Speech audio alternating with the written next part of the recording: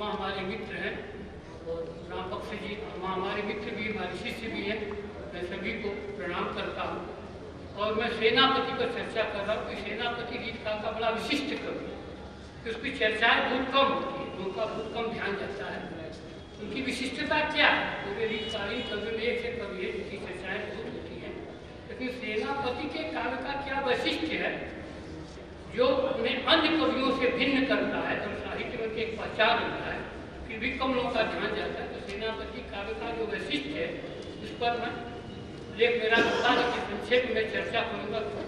संचालक की परेशानी में जानता हूँ, समय बहुत अधिक हो गया है।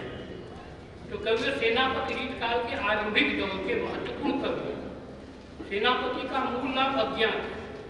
एक कवि नाम सेनापति के नाम से हिंदी जगत में प्रसिद्ध है, काफी मैंने खोज किया लेकिन सेनापति नाम से प्रसिद्ध हुए। सेनापति प्रसिद्ध कृति कवि रत्नाकर है, उसकी पहली तरंग के छंद संख्या 5 में उनकी पारिवारिक पृष्ठभूमि का संक्षिप्त परिचय मिलता है। भारतीय परंपरा है, ज़्यादा अपना लोग परिचय नहीं देते, परिवार का परिचय देकर अपनी कृतियों का परिचय देते हैं। तो उनके बारे में खाली यही मिलता है कि दीक्षित परशुराम दादव हैं विदित नाम, जिनकीने यज्ञ जाति जग में बढ़ाई है। गंगाधर पिता गंगाधर की समान जाको, गंगा की वसत अनूप जिन पाई है। महाजानमन विद्वानों को चिंतामणि, हीरामणि दीक्षित पाई पंडिताई है। सेनापति सोई सीतापति के प्रसाद जाति, सब कवि काम में सुंदर कविताई। राम के भक्त भी उपासक थे और राम पर उन्होंने बहुत अच्छी रचनाएं भी उन्होंने प्रस्तुत की। पंक्तियों में उल्लेख उनके पिता परशुराम दीक्षित और पिता गंगाधर दीक्षित थे। ये गंगा के किनारे अनूप शहर के निवासी थे। उनकी विद्या को हीरामन दीक्षित थे। ये राम उपासक थे और राम की कृपा का प्रसाद अपनी कविताएं को मानते थे। उनके एक और रचना काव्य कल्पतुल का उल्लेख मिलता है जो कि वो अभी तक प्राप्त है। संभवतः संवत 1680 के आसपास ये ग्रंथ की रचना हुई थी और अनुमान किया जाता है कि इनका जन्म लगभग संवत 1650 के आसपास हुआ होगा। इस छंद से स्पष्ट है कि दीक्षित परिवार में जन्म लिए और असली नाम दीक्षित से जुड़ा हुआ होगा, लेकिन अभी तक उन्होंने उनका असली नाम ज्ञात नहीं हो सकता है, कवि नाम से ही जाने जाते हैं। हमारी प्राचीन परंपरा में लोग अपनी व्यक्तिगत प्रशंसा या परिचय देना कम समझते हैं, कृतियाँ परिचय होती है। सेनापति अत्यंत प्रसिद्ध कृति कवि रत्नाकर है जो 5 तरंगों में विभाजित है। पहली तरंग में कुल इतना परिचय है, ग्रंथ का क्या देना, ग्रंथ के बारे में बताया गया। उनकी विशिष्टता क्या था जिसका संक्षेप में वर्णन आप लोगों के सामने कर रहा हूँ क्योंकि समय कम है। प्रकृति का आलम्बनगत चित्रण ये विशिष्ट उपलब्धि है। प्राय उद्दीपनगत चित्रण रीति काल में मिलता है। आलम्बनगत चित्रण जहाँ प्रकृति स्वयं आलम्बन के रूप में कम दिखाई पड़ता है, इस दृष्टि से जो बाद में जो कि छायावाद युग में दिखाई पड़ता है। तो ये सेनापति उस काल में विशिष्ट उपलब्धि है। कविवर सेनापति असाधारण काव्य प्रतिभा के धनी थी। उनकी भाषा शैली अलंकार का प्रयोग उनके दिव्य विधान के अत्यंत उच्च कोट में। प्रकृति वर्णन की दृष्टि से सेनापति का काव्य समूचे रीत काल के कवियों में बेजोड़ है। रीत काल के अधिकांश कवि प्रकृति का उद्दीपन का चित्रण करते हैं। उनके यहाँ प्रकृति नायक नायिका के मनोभाव को उद्दीप्त करने के साधन मानते हैं। रीत काल के अधिकांश कवियों के यहाँ प्रकृति नायक नायिका की विरावस्था या संयोगावस्था का प्रगाढ़ता प्रदान करते हैं। सेनापति की प्रकृति चित्रण दृष्टि से विशेष उल्लेख किए है।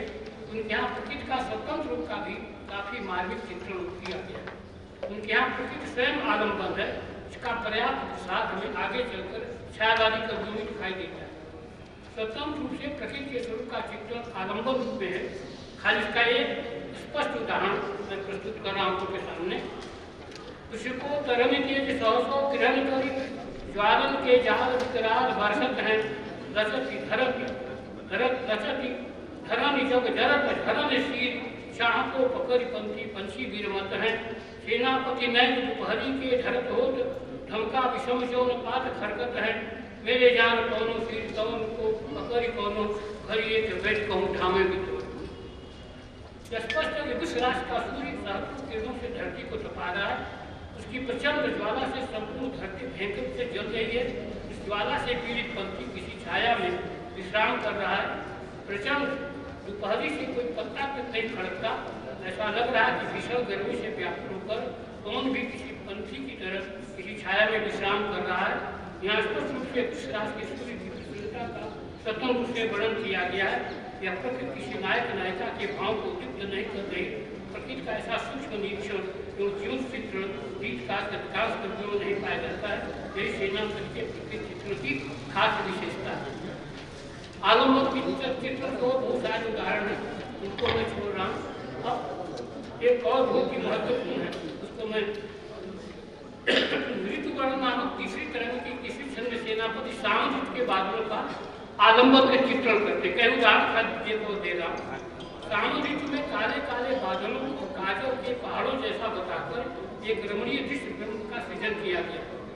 उन्हें दिन में व्याप्त अलग अंधकार को देखकर लगता है मानो सूर्यदेव कहीं छिप कर बैठ गए या खो गए।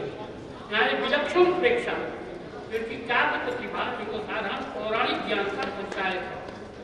उनकी उत्प्रेक्षा की सावन मास के दिन में भी व्याप्त अंधकार को देखकर लगता है कि दिन में भी रात के भ्रम के कारण नारायण भी सो गए।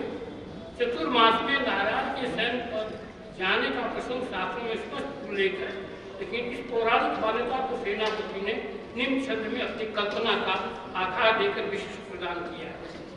सेनापति नए नए जल सामन के चारे किसान गुलत भरे तोय के शोभा सरसानी न बखाने जात का बाकी आने हैं पहाड़ मानो काजल के ढोई के धनुषो गगन छव टिमिर सघन भरो देख न परत मनो रवि गोय के चारे मास भरि श्याम निशा के भरम करी मेरे ज्ञान याही के रहत हरिशो के लिए उनकी कल्पना है। अपने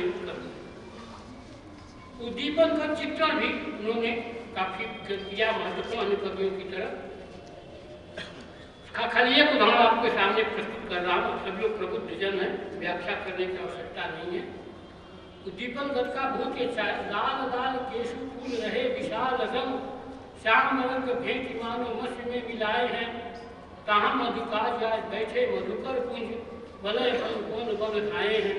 सेनापति माधव महीना मैं पलाश कर देख देख भाव कविता के मन आए हैं। आधे अनुसुलभ सुलभ रहे आधे मान विरही धन काम पहला कक्षाएं है। ये बहुत प्रसिद्ध उनका छंद है। ये इसमें और उदाहरण बताया। दूसरा है प्रकृति का सामाजिक सरोकार भी क्या दिखाई पड़ता है, जो उनकी विशिष्टता है। तो सामाजिक में उन्होंने देखा है, उसका खाली एक उदाहरण मैं दे रहा हूँ। कहते गेट नजिकाने उधर नजकाने तक ताक कहखाने के सुधार झारियत है। होती है मरम्मत विविध जल जंत्रण की ऊंचे ऊंचे कटाते सुधा सुधारियत है। सेनापति अतर गुला बरगजा साथ विषम के बासर वैसे तो सीरे सब है।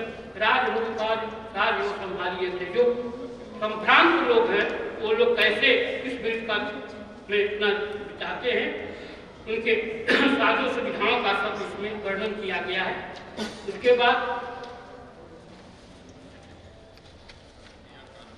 निम्न वर्ग कमजोर वर्ग के लोग को भी उन्होंने कविता लिखी। वो कैसे संभ्रांत लोग गर्मी जाड़े कैसे बिताते हैं तो वर्णन किया ही है। उनकी जो समाज के जो निश्चित तबके के लोग हैं उन पर भी उनका ध्यान गया है। उन्होंने सामाजिक दृष्टि से देखा है, जो उनकी खास विशेषता है। खाली कुछ पंक्तियाँ कैसे घूम नैन बहे लोग आग पर गिरे रहे किए सो लगाए रहे नैन सुलगाई के मानो भी ध्यान महाशीत में पसार पान क्षतिका की छां रखो पाऊ को छिपाए के जो गरीब लोग आग तापते हैं, उसका वर्णन किया है। फिर उनकी विशेषता वर्णन का आलंकारिक वर्णन भी काफी उन्होंने तरह से किया है। उसका तमाम उन्होंने वर्णन किया, अलंकारों का प्रयोग किया है। श्लेष अलंकार में विशेष महारत हासिल है, उनकी काव्य प्रसिद्धि है। श्लेष से काफी शब्द उनके महत्वपूर्ण साहित्य जगत में जाने गए हैं। बस खाली एक उदाहरण दे रहा हूँ अलंकार वर्णन का। पक्षियाँ सिराज छाती की बुझा किलो रोम सरसाती तन सरस परसते सामने धीर तुम्हें अति दीन हम।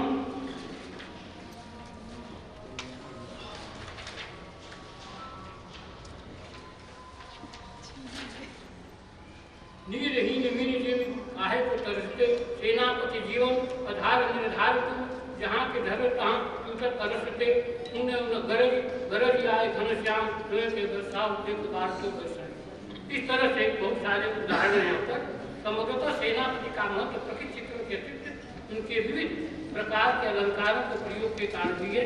इन्होंने चमत्कार अलंकारों की पर्याप्त योजना किया है। साजिशपूर्वक अलंकार और उपमा रूपक प्रतीक्षा के प्रयोग में उन्हें विशेष सफलता मिली है, क्योंकि यह वे भावानुभूत उनकी कल्पना प्रस्तुति दोनों में अद्भुत संतुलन है। श्लेष उत्प्रेक्षा अलंकारों के साथ प्रयोग की दृष्टि से सेनापति को हिंदी साहित्य में विशिष्ट स्थान प्राप्त है। सेनापति को रीत, उत्साह, क्रोध, भय एवं निर्वेद जैसे भावों के मार्ग में चित्रण विशेष सफलता मिली है। सेनापति में राम के प्रति आस्था है, अतः यथास्थान उन्होंने भक्ति भाव से प्रेरित अनेक क्षण रहते हैं और अपनी कवि शक्ति का सारा श्रेय राम की कृपा को मानते हैं। संपूर्ण हिंदी साहित्य में कवि सेनापति प्रचित्र श्लेष उत्कृष्ट अलंकार को दृष्टि अत्यंत महत्वपूर्ण स्थान रखते हैं।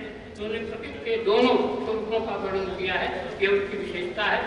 मैंने संक्षेप में अपनी बातें कही क्योंकि समय का अभाव, आप सभी प्रबुद्ध जन हैं, आप ध्यान से मेरी बातों को सुना तो आप सब लोग साधुवाद की